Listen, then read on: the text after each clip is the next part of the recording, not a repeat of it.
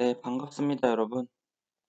어, 전공 수영 수업을 담당하고 있는 손지영입니다. 어, 저번 주에는 수영의 스타트, 그리고 수영의 턴, 그리고 수영 경기에서 심판의 역할에 대해서 한번 수업을 해봤는데, 이번 주도 역시 비대면 수업이 계속됨에 따라서 이번 주는 이제 수영에 대한 교육, 그리고 수영이 가지고 있는 가치, 그리고 수영의 과학적 원리에 대해서 한번 수업을 해보도록 하겠습니다. 첫 번째로 수영 교육은 제가 앞에서 계속 언급한 수영, 교육, 그리고 체육의 교집합입니다. 교육은 교수자가 학습자를 특정한 목적으로 변화시키기 위한 제반 노력의 총체를 말합니다. 스포츠 교육학은 이러한 교수자가 교육적 목적을 제대로 그리고 효과적으로 달성하기 위한 여러 가지 방안에 대한 조언하는 학문입니다. 더불어 교육 활동은 목표, 내용, 방법, 평가의 네 가지 요소를 갖습니다. 이러한 맥락에서 수영 교육의 개념을 살펴보면 첫 번째, 교육에 대한 목표입니다. 교육 목표는 학생의 전인적 발달, 쉽게 얘기해서 인지, 정의, 심동적 측면의 고른 발달을 목표로 합니다. 이러한 교육 목표 영역은 고정의 교육 입국 조서와도 맥락을 같이 하고 있습니다.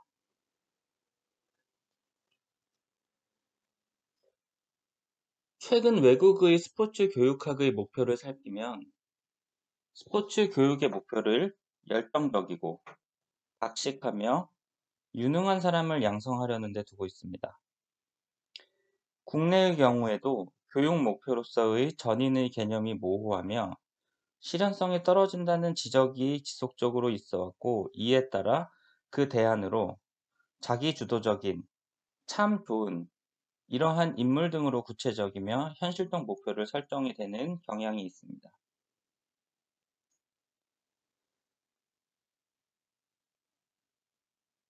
교육 목표가 학교 체육이라면 수영 경기를 통해서 덕, 체, 지가 조화롭게 발달된 대한민국의 민주시민을 양성하는 것이며, 전문 체육이라면 높은 경기력을 보유한 선수들, 경기 상황에 효과적인 전술을 꾀할 수 있는 높은 사고력을 소유한, 그리고 비경기 상황에서 자신의 컨디션을 최상으로 조절할 수 있는 자기 주도적인 선수들, 그리고 동료 선수와 함께 친사회적이며 바람직한 민주시민으로서의 태도를 갖춘 선수를 양성하는 데 있을 것입니다.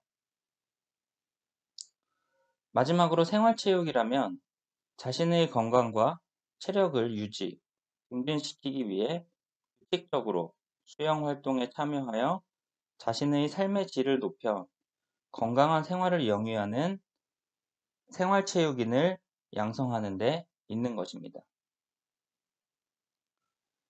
두 번째는 교육 내용입니다.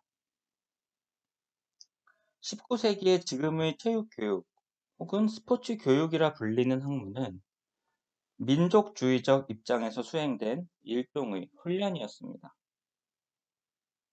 독일 출신의 얀의 경우를 들면 독일의 통일과 독일인의 애국심을 고취하기 위한 목적으로 체조 학교를 설립하여 활기차고 즐겁고 건강하고 자유로운 인간을 양성하려 하였습니다. 이 시기를 체육학에서는 신체의 교육 시대라고 합니다. 20세기 초 스포츠 교육사에서 획기적인 전환점을 마련하는데, 과거의 스포츠 교육이 신체적으로 단련된 사람을 양성하는 것이라면 이때의 스포츠 교육은 신체 활동을 통해 인간적인 발달을 꾀는 시대입니다. 이러한 변화의 중심에는 진보주의 학파의 선두인 존 듀이라는 학자가 있었습니다. 이 시기를 체육학에서는 신체를 통한 교육 시대라고 합니다. 신체의 교육적 관점을 취하면 교육 내용은 그 자체가 목적이 되고, 신체를 통한 교육적 관점을 취하면 교육 내용은 특정 목표를 달성하기 위한 수단이 됩니다.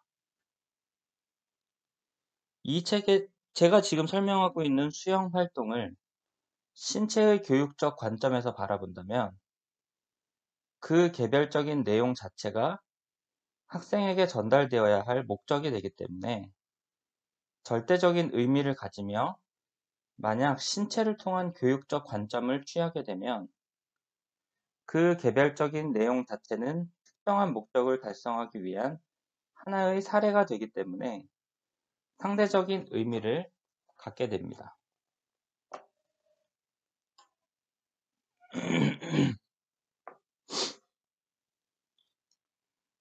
세 번째는 교육 방법입니다. 이 교육 방법은 흔히 교수 학습 방법이라고도 불리웁니다. 최근 스포츠 교육학의 교수 학습 방법론은 크게 두 가지 흐름이 있습니다. 하나는 모스턴의 교수 스타일이고, 또 다른 하나는 매슬러의 수업 모형입니다. 모스턴은 교수 활동을 1년의 연속된 의사결정의 과정으로 가정하고, 수업 전, 중, 후의 의사결정 권한이 있는 학생, 혹은 교사 중 누구에게 더 치우쳐 있는 자를 기준으로 모두 11개의 교수 스타일을 제시하였습니다. 제가 지금 설명드리는 이 11가지 이 교수 스타일은 수영 교육 방법에서도 똑같이 적용됩니다. 첫 번째는 지시형입니다.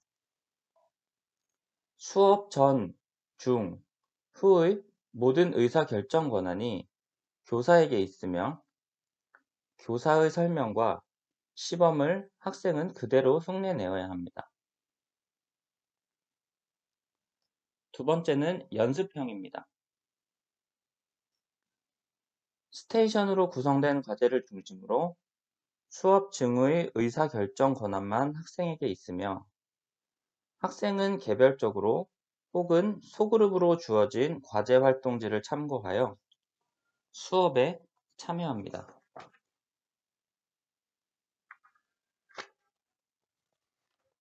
세 번째는 상호학습형입니다.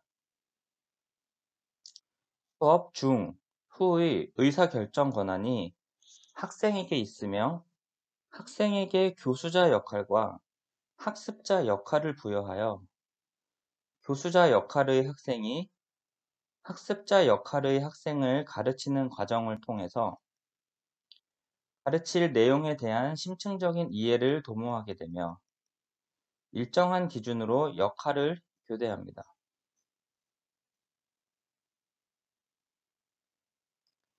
네 번째는 작업형 그리고 포괄형입니다. 수업 중후의 의사결정 권한, 쉽게 얘기해서 초기 과제의 선택권, 재진도권, 재활동 후 피드백 권한 등이 학생에게 있으며, 학생이 자기주도적 학습 능력을 향상시키려는 목적으로 수행됩니다. 다음은 유도, 수렴, 확산, 발견형입니다.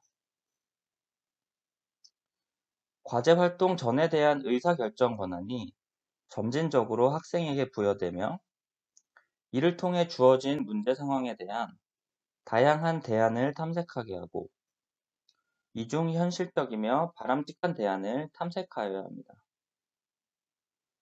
이미 지시형에서 포괄형을 거쳐오면서 수업 활동 중 그에 대한 의사결정 권한이 학생에게 있었으므로 확산 발견형 스타일에 진입하면 결과적으로 수업 활동 전, 중, 후의 의사결정 권한이 모두 학생에게 있다고 할 수 있습니다. 다음은 자기설계, 학생주도, 자기학습형입니다. 수업 활동 전, 중, 후의 의사결정 권한이 모두 학생에게 있으며 이를 교사와 학생 그리고 다 함께 점진적으로 확인하는 과정입니다.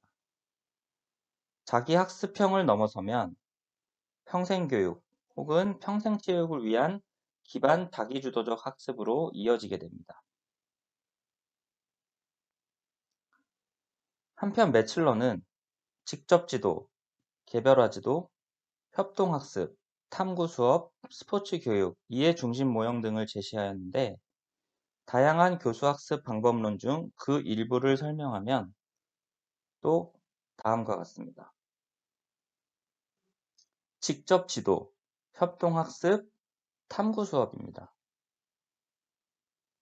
첫 번째 직접지도는 적절한 상황은 직접지도 방식이 첫째, 짧은 시간에 많은 양의 내용을 신속하게 전달하고자 할 때, 둘째, 학생 전체의 통일된 동작이나 집단적 동작일 때, 셋째, 교사가 직접 지도하지 않으면 학생의 안전상에 문제가 있을 때 등이 될 수 있습니다. 주된 교수 행동은 교사의 구체적이며 수렴적인 설명과 정확한 시범으로 구성되며 학생에게 기대되는 것은 교사의 설명과 시범에 대한 정확한 모방입니다. 그 다음 협동학습은 3인 이상의 학생이 팀을 이룬 후 각 구성원들에게 일정 역할을 부여하여 기능의 향상뿐만 아니라 대인관계 기술도 함께 증진시키려는 교수학습 방법론입니다. 협동학습의 성패는 첫째, 팀 구성원들이 팀 활동에 적극적으로 참여할 수 있도록 구성원 모두가 인정할 만한 공동의 목표가 설정되어야 합니다. 둘째, 그 공동의 목표를 달성하기 위해 팀 구성원들의 긍정적인 상호작용이 필수적입니다. 셋째, 목표 달성을 위해 자신이 맡은 바 책임을 완수하는 책무성도 있어야 할 것입니다.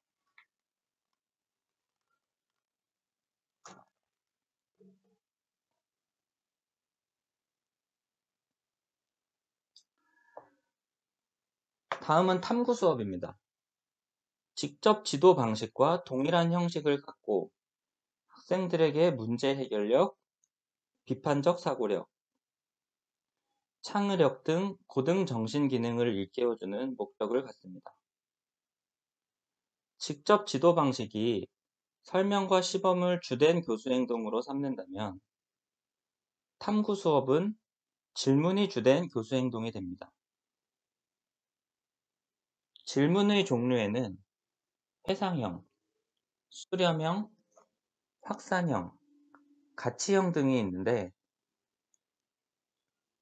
학생의 사고 과정을 증진시키는 질문으로 주로 확산형을 사용합니다. 교사가 확산형 질문을 사용할 때에는 학생의 다양한 답변을 인정하고 의도와 다른 답변이 등장해서 계속적인 추가 질문으로 유도할 수 있는 융통성이 필요합니다.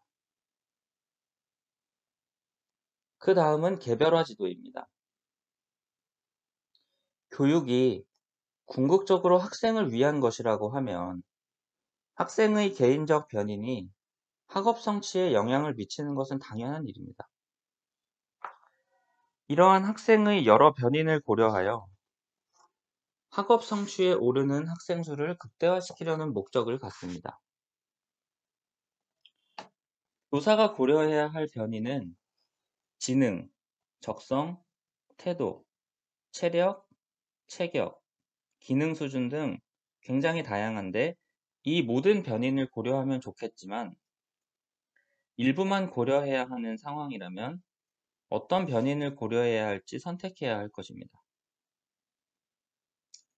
이러한 선택의 기준으로 교육 가치성과 변화 가능성을 제시하면 좋을 것 같습니다. 그 다음은 스포츠 교육 모형입니다. 열정적이고 박식하고 유능한 스포츠인 양성을 위해 시합 중심으로 수업을 진행하는 것입니다. 교육을 사회 문화의 계승 발전이라고 바라보기 때문에 사회에서 프로스포츠가 보여주는 모습은 학교 교육에서 축소하여 다루어야 한다고 생각합니다.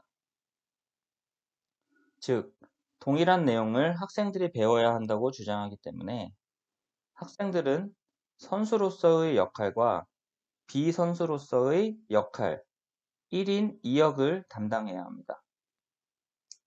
이러한 과정을 성인의 스포츠 문화가 학생에게 전달된다고 주장하고 있습니다. 마지막으로 이해 중심 게임 모형입니다. 체육과의 전통적 수업 방식의 약점은 기초적인 개별적 기능은 우수하지만 게임 기능이 상대적으로 약하다는 것입니다. 이러한 약점을 극복하기 위해 게임 기능을 개별적 기능이 모아져서 자연스럽게 이루어진다는 가정을 깨고 게임 기능을 학습하기 위해 계열적 연습이 필요하다고 주장하고 있습니다.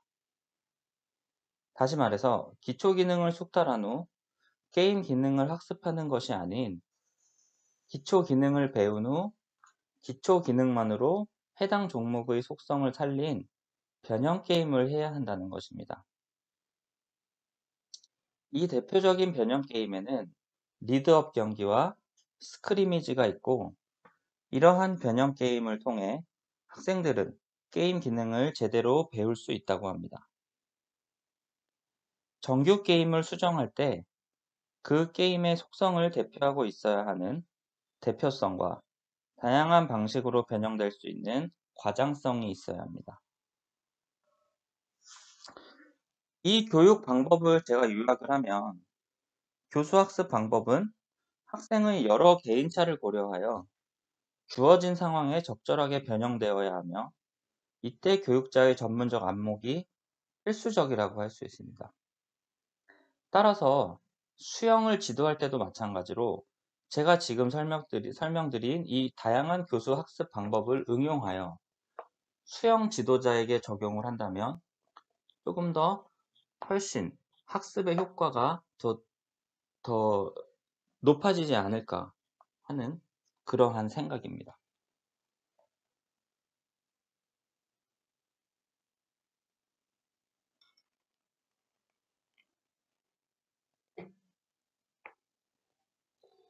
다음은 수영 교육에서 교육자의 역할입니다. 이상적인 지도자상이 결코 학생 선수를 응석바지로 만드는 것을 의미하는 것은 아닙니다.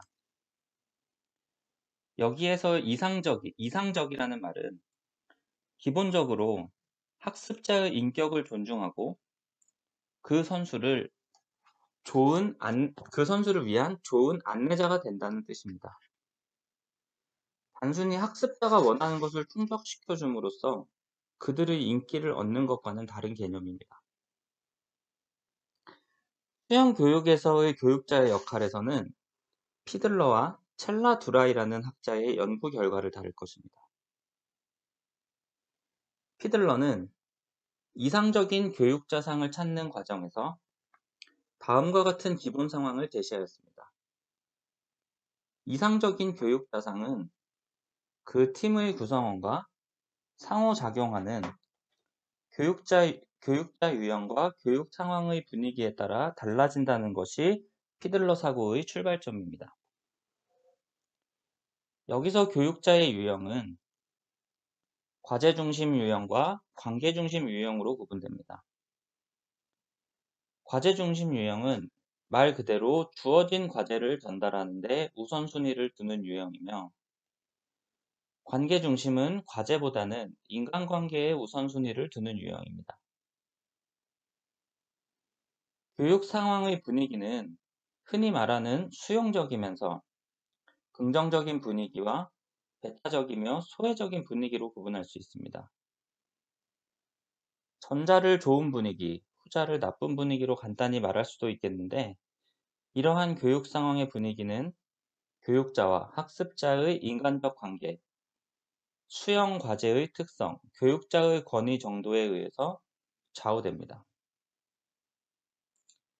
히틀러의 연구에서 가장 이상적인 교육자의 모습은 교육자와 학습자와의 관계가 인간적이고 수영 과제가 자율적이며 융통성이 있을 때, 그리고 교육자의 권위가 강압적이지 않을 때 볼 수 있는 모습입니다.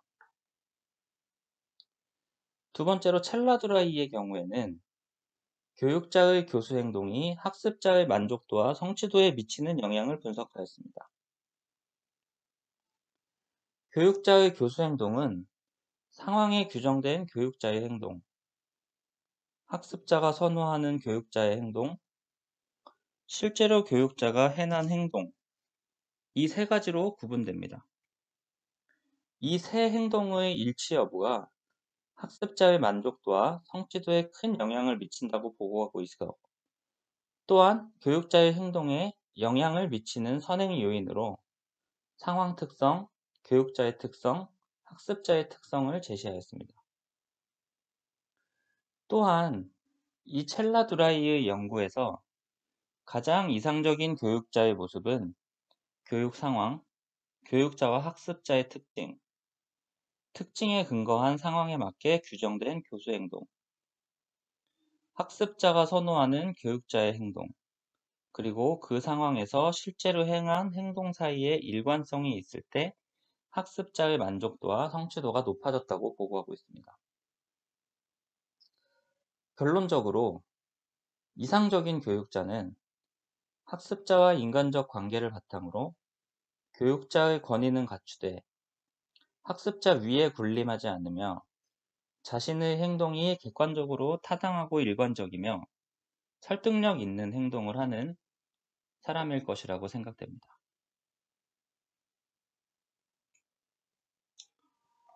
다음은 수영의 가치입니다. 수영은 물 속에서 이루어지는 활동으로 물의 저항과 압력을 받으며 이루어집니다. 수영은 인류의 삶과 함께 생존의 수단으로 발달하였으며 근래에는 국제 경기에서 좋은 성적을 낼 뿐만 아니라 건강 증진 및 여가 선용의 수단으로 대중화되고 있습니다. 수영은 물에서 하는 활동이기 때문에 지상에서 이루어지는 다른 활동에 비해 신체에 많은 무리가 가지 않습니다. 또 전신 운동이기 때문에 신체의 균형적 발달에 도움을 주고 근력, 근지구력 및 심폐지구력 등 여러 체력 요소를 골고루 발달시킬 수 있습니다. 수영은 거리 및 속도를 겨루는 경기의 특성도 갖고 있어 비슷한 수준의 친구와의 경기라면 재미와 즐거움도 느낄 수 있습니다. 수영이 가지는 가치에 대해서 구체적으로 좀 더 설명을 드리면 첫 번째는 체력의 고른 발달입니다. 모든 신체의 움직임은 체력 향상에 도움을 줍니다. 움직일 때 중점적으로 관여하는 신체의 부위가 특별히 발달하게 되는데 수영은 몸 전체를 움직이기 때문에 전반적인 체력이 고루 발달됩니다. 두 번째는 호흡 순환계의 발달입니다. 인간의 장기 중 가장 중요한 두 가지를 고르라고 한다면 뇌와 심장일 것입니다. 그렇기 때문에 인간의 죽음에는 심장사와 뇌사의 두 종류가 있는 것인데 수영은 이 두 가지, 심장 관련 기관, 즉 호흡 순환계를 향상시켜 줍니다. 심장은 펌프 작용을 통해 혈액을 체내로 보내며 혈액은 혈관을 통해 신체 각 부위를 돌아 다시 심장으로 돌아옵니다. 이러한 순환 과정을 통해 혈액은 신체의 각 부분에 산소와 영양을 공급하고 노폐물을 수거하여 체외로 배출합니다. 안정 시에는 심장으로부터 나온 혈액이 몸을 한 바퀴 도는데 약 1분 정도가 소요되는데 다리의 굴신 운동 같은 가벼운 운동을 1분간 계속하면 30초 만에 한 바퀴를 돌게 됩니다. 또한 격렬한 운동을 1분간 계속하면 15초 만에 한 바퀴를 돌며 아주 격렬한 운동은 2분에 9바퀴를 도는 경우도 있습니다. 이러한 과정을 거쳐 우리의 심장은 보다 튼튼해지게 되는 것입니다. 수영은 반복적인 팔과 다리의 규칙적인 지구성 운동이기에 심장의 박동수와 더불어 더 많은 호흡수를 요구하게 되는데, 이에 따라 자연스럽게 폐의 기능이 활발하게 되고 최대 산소 섭취량을 증가시킬 수가 있게 되며, 이러한 운동의 결과 안정 시에는 적은 양의 산소로도 생명을 유지할 수 있는 지구력을 갖게 되는 것입니다. 세 번째는 재활의 효과입니다. 장기간 입원해 있다가 퇴원한 환자들에게 재활 훈련의 수단으로 많이 사용되기도 합니다. 지상에서 움직이면 발을 딛거나 움직이는데 불편한 사람도 물속에서는 중력의 영향을 덜 받기 때문에 팔, 다리를 편하게 움직일 수 있기 때문입니다. 네 번째는 체중 조절 효과입니다. 물속에서의 활동은 지상에서의 활동보다 더 많은 에너지를 소모하기 때문에 많은 에너지를 필요로 하게 됩니다. 따라서 격렬한 수영을 하지 않아도 물속에 있는 것 자체만으로도 에너지 소비 효과를 볼 수 있습니다. 다섯 번째는 생존 기술입니다. 생존 수영에 대해서도 제가 수업을 나중에 한번 다시 할 겁니다. 자주 있는 일은 아니지만 지상 생활을 하는 인간이 물에 빠지는 경우가 간혹 있습니다. 여름철에 뉴스를 보면 익사사고나 홍수 등으로 물에 휩쓸려 간 사람들의 사건, 사고를 접하는 경우가 흔한데, 수영 기술을 습득한다면 이러한 상황에서 생명을 유지할 수 있는 확률이 많이 높아지기 때문입니다. 따라서 이 수영은 과도한 스트레스를 많이 받는 현대인의 고단한 신체와 느슨해진 정신에 활력을 불어넣는 데 효과적입니다. 남녀노소 누구나 쉽게 배울 수 있으며 스스로 시행착오를 통해 배워야만 하는 활동으로 인내심과 집중력을 필요로 합니다. 물에 대한 공포심 때문에 수영을 회피하거나 몸이 힘들다고 중간에 포기하기보다는 7.8기의 정신으로 꾸준히 연습한다면 심신을 조화롭게 발달시킬 수 있을 것입니다.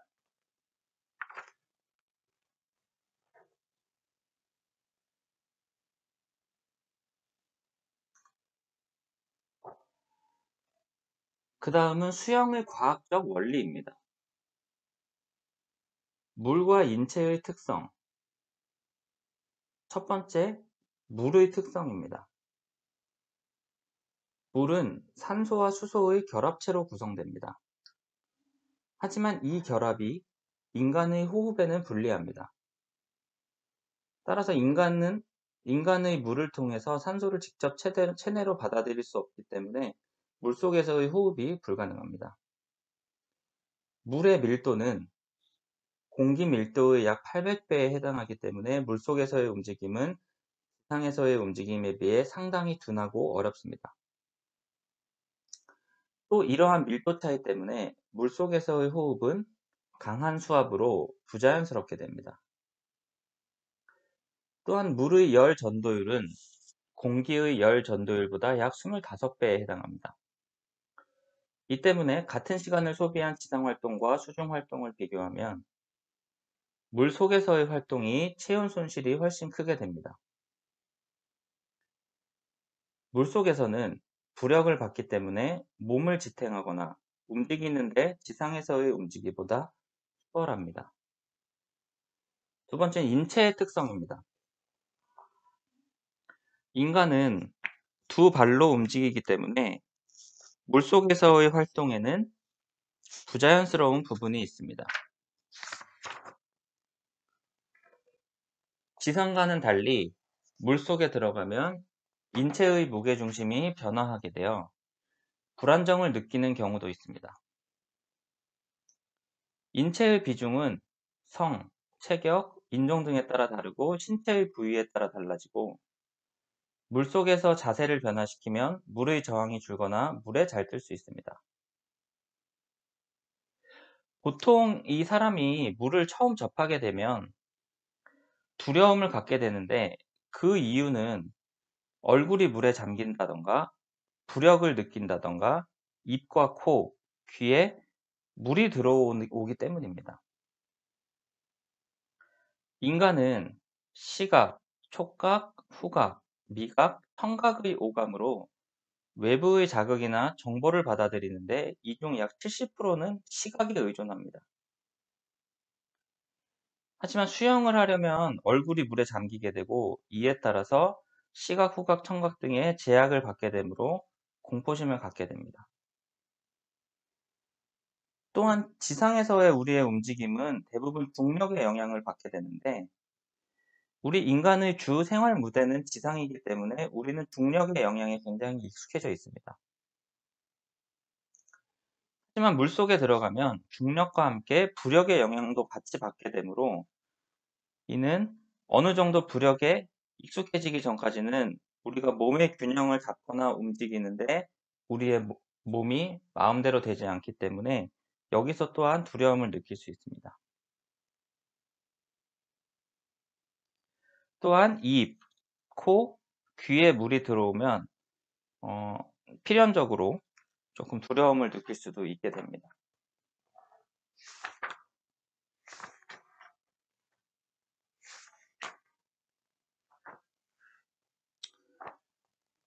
그 다음은 수영의 운동학적 원리입니다. 비중은 어떤 물질의 질량과 이것과 같은 부피를 가진 표준 물질의 질량과의 비율입니다. 비중은 기체의 경우 온도와 압력에 따라 달라지며 대부분의 경우 밀도와 같은 개념으로 간주됩니다. 표준 물질로서는 고체 및 액체의 경우에는 보통 1기압, 4도씨의 물을 취하고 기체의 경우에는 0도씨, 1기압하에서의 공기를 얘기합니다. 따라서 1보다 크면 비중이 1보다 크면 가라앉게 되고 1보다 작으면 뜨게 됩니다. 따라서 여성이 남성보다 잘 뜨는 이유도 지방 포함량이 남성보다 상대적으로 많기 때문이며 유아나 어린이는 몸에 비하여 머리가 크고 근육이 작으며 뼈가 작고 길어 전체적으로 비중이 작아지게 물에 뜨기 쉬우며 노인 역시 근육량이 작고 뼈가 가벼워져 비중이 작아 작년에 비해 잘 뜨게 됩니다. 그렇다면 물에 잘 뜨려면 어떻게 해야 할까요? 간혹 수영을 처음 접하는 사람은 난 몸이 물속에 가라앉아라고 이야기합니다. 하지만 실제로 사람의 몸은 물속에 쉽게 가라앉지 않습니다. 이는 코나 입의 호흡기관이 물속에 잠겨 있는 상황을 과장하여 표현한 것인데요. 수영을 잘하려면 이렇게 몸이 물속에 잠겨 있는 이유를 아는 것이 중요합니다. 우선 몸이 가라앉는 경우는 숨을 최대로 내쉬어 폐에 존재하는 공기량이 적을 때와 몸을 엎드리거나 누운 자세처럼 수평으로 만들지 못하고 지상에서처럼 서 있는 경우입니다. 그러므로 코와 입이 물속에 잠겨 있다고 해서 긴장하거나 조급해하면 호흡이 어려워지고 물이 더 무섭게 느껴지고 잠깐 동안 담겨 있는 것이라 생각하고 여유를 가질 필요가 있습니다. 또 우리의 몸을 수면과 평행하게 유지하면 물과 접촉하는 면이 넓어져 보다 큰 부력을 받을 수 있어 몸이 뜨게 됩니다. 두 번째는 중력과 부력입니다. 지구상의 모든 물체는 중력, 즉 지구의 중심으로 당기는 힘을 받습니다. 이 중력은 수직 방향으로 작용하며 물체의 질량에 비례하게 됩니다. 그런데 수영을 하게 되면 물속에서 움직이게 되는데 물속에서는 물과 우리 몸의 비중이 서로 다르기 때문에 이 차이에서 필연적으로 부력을 받게 됩니다. 부력은 액체, 기체 등의 유체 속에 있는 물체가 그 표면에 작용하는 유체의 압력에 의해서 물 바깥쪽으로 밀어 올려지는 즉 물 위로 떠오르는 힘을 말합니다. 인체에 작용하는 중력과 부력은 사실 눈에 보이는 힘은 아니기 때문에 가상의 중심점을 만들었는데 이것이 무게중심과 부력 중심입니다.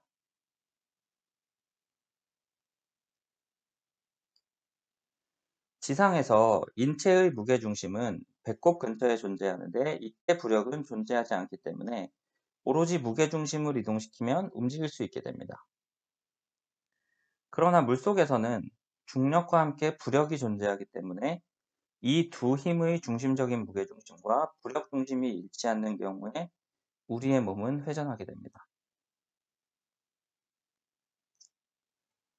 따라서 수영을 잘한다는 것은 물속에서의 움직임이 편하고 자연스럽다는 것인데 이러한 자연스러움은 움직이는 자세에서 부력과 중력이 균형을 잘 이룬 상태를 이야기합니다.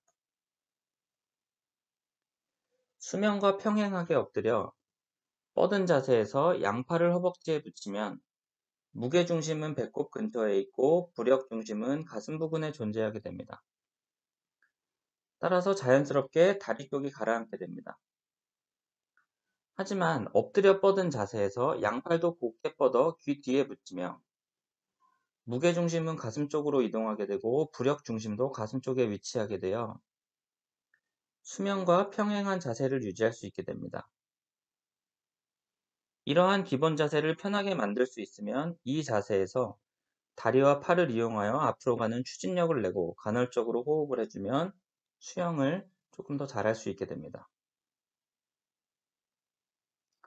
다음은 작용과 반작용입니다. 뉴턴의 제3 운동 법칙인 작용과 반작용의 법칙은 인간의 모든 움직임을 설명할 수 있습니다. 수영은 물 속에서 일정 거리를 이동하는 것입니다. 지상에서는 지면 반력 혹은 지면에 작용하는 다리의 근력에 대한 지면의 반작용으로 걷거나 달리는 등의 이동이 가능합니다. 물속에서도 마찬가지인데 지면은 딱딱하여 다리에서 발휘된 힘의 꽤 많은 부분을 지면 반력을 되돌아오지만 수면에서는 그렇지가 않아 물을 미는 데에 들인 힘의 일부분만이 신체를 이동시키는 데 사용하게 됩니다. 지상과 비교하여 그 정도는 다르지만 물속에서도 아래쪽으로 밀면 몸이 위로 떠오르게 되고 뒤로 밀면 몸은 앞으로 전진하게 됩니다.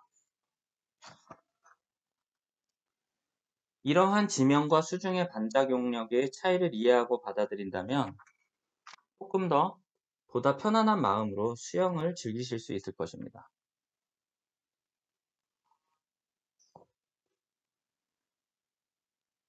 네 번째는 양력입니다. 양력은 유체 속의 물체가 이동할 때 받는 힘으로 물체를 띄워주는 힘을 말합니다. 손바닥이나 날개를 움직이는 방향에 대해서 40도 정도의 각도를 만들면 이때의 양력이 최대가 됩니다. 물 속에서 손바닥을 아래로 향하게 하고 좌우로 번갈아 젓게 되면 이 양력을 느낄 수가 있게 됩니다. 이병에서 이러한 양력을 찾아보기 쉬운데 손바닥을 아래로 향하고 팔자 모양으로 저을 때와 로타리킥이라고 하는 발차기를 할 때 양력을 받아 쉽게 물에 떠 있을 수 있습니다. 부양력을 어떻게 이용해야 수영을 잘할까라는 의문을 가질 수가 있는데 수영할 때 속도가 빠르면 마치 몸이 수면에 떠 있는 것처럼 보일 때가 있습니다. 물론 이는 아주 잘하는 사람이거나 어린이들이 수영할 때 보이는 모습인데 몸의 아래쪽에 위치한 물이 빠른 속도로 이동하는 몸을 튕겨내는 것입니다. 따라서 수면과 몸이 이루는 각도가 수면과 가까울수록 이동 속도가 빠를수록 부양력은 커지게 되는 것입니다. 마지막으로 저항력입니다. 지금까지 다룬 운동학적 요소들은 전진하기보다는 뜨기에 초점을 둔 것인데요. 이제 몸이 뜬다면 물속에서 전진하는 상황에 초점을 한번 두어서 설명하겠습니다. 물속에서 전진하는 경우에는 전진에 도움이 되는 추진력과 전진을 방해하는 저항력이 작용합니다. 가끔 우리는 지상에서 움직일 때는 저항력이 없다고 생각할 수도 있는데,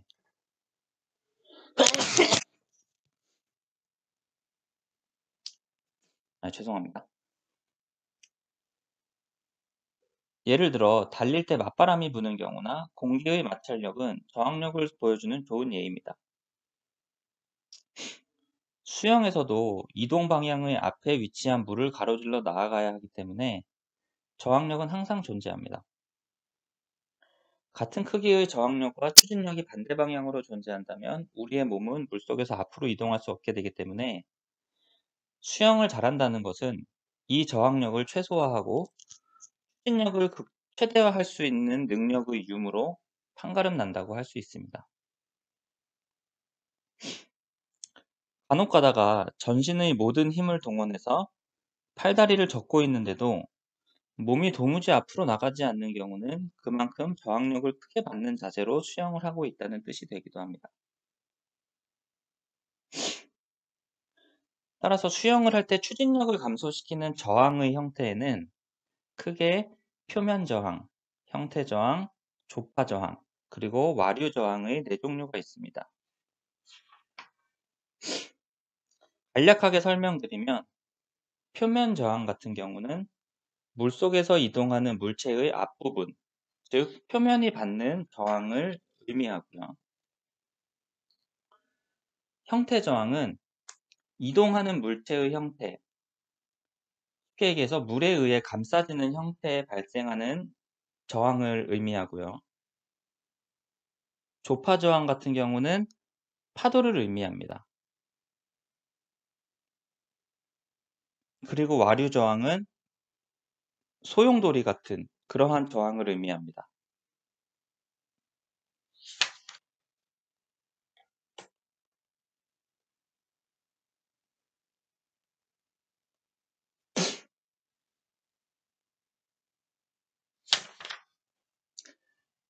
그 다음 마지막으로 운동학적 원리를 응용한 수영 잘하기입니다.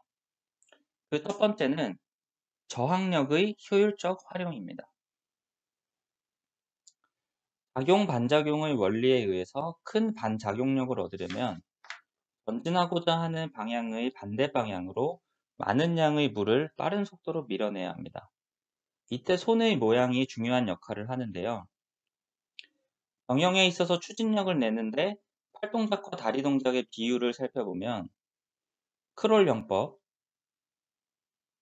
그리고 배영 영법이 약 7대3, 더병이 6대4, 평형이 4대6 정도가 됩니다. 그러므로 손바닥의 모양만 잘 만들 수 있다면 보다 효율적이며 파워풀한 수영을 즐길 수 있을 것입니다. 손바닥은 악수하는 것처럼 편하게 유지하되 손가락 사이는 가볍고 모아주고 이 모양을 유지할 수 있는 정도의 힘을 들이면 계란이나 공을 쥐고 있는 것처럼 손을 움켜쥐지 않도록 하여 또 손가락 사이를 크게 벌려 힘을 주는 것도 바람직한 손바닥의 모양은 아닙니다. 두 번째는 유선형 자세입니다. 제가 어, 이 전공 수영 2주차인가 3주차 수업을 할 때 제가 모든 수영의 가장 기본은 이 유선형 자세라고 말씀을 드렸죠. 따라서 수영을 즐기는 사람은 물고기의 모양을 흉내내는 것이 도움이 될 수 있을 텐데요. 몸을 수면과 평행하게 유지하도록 하고 팔은 쭉 뻗어서 몸을 길게 만듭니다. 팔과 척추 그리고 다리는 일직선으로 만들어 효율적인 힘의 전달이 이루어지게 하는 것이 올바르고 바람직합니다. 세 번째는 부드러운 발차기입니다. 신체의 관절은 몸의 중심에서 멀어질수록 그 질량과 직경이 작아지게 됩니다. 이러한 구조를 효과적으로 이용하려면 더운 여름에 부채질을 하는 것처럼 부드럽고 편안한 발차기가 이루어져야 합니다. 앞에서 살펴본 것처럼 수영의 추진력에서 발동작의 비중은 팔동작에 비할 바가 되지 않기 때문에 너무 어색한 발동작으로 추진력을 방해하고 필요 이상의 에너지를 발동작에 소비하지 않도록 주의를 기울이는 것이 중요할 것입니다. 마지막으로 강하고 긴 스트로크입니다. 팔동작은 수영 추진력에서 차지하는 비중이 절대적으로 큽니다. 그러므로 우수한 수영 선수는 물 속에서 물을 당기고 밀 때 S자형을 그리게 됩니다. 구부린다는 것은 전후의 작용 반작용력뿐만 아니라 좌우의 작용 반작용력도 이용하여 기록 향상에 도움을 받기 위함입니다. 그렇다면 왜 스트로크에서 팔을 구부리는 것일까? 물을 젓는 궤적이 길수록 보다 큰 추진력을 얻기 때문에 물속에서 직선으로 스트로크 하는 것보다 곡선으로 스트로크를 하는 것이 보다 긴 궤적을 얻게 되기 때문입니다. 또한 곡선으로 스트로크 하게 되면 손쉽게 큰 힘을 낼 수 있는데 이러한 동작을 스컬링이라고 합니다. 어, 이 스컬링은 노를 젓는 동작을 얘기하는데 이 동작은 노의 물속 궤적이 곡선에서 비롯된 것입니다. 쉽게 얘기해서 보다 적은 힘을 들여 보다 큰 힘을 낼 수 있게 하기 위함입니다.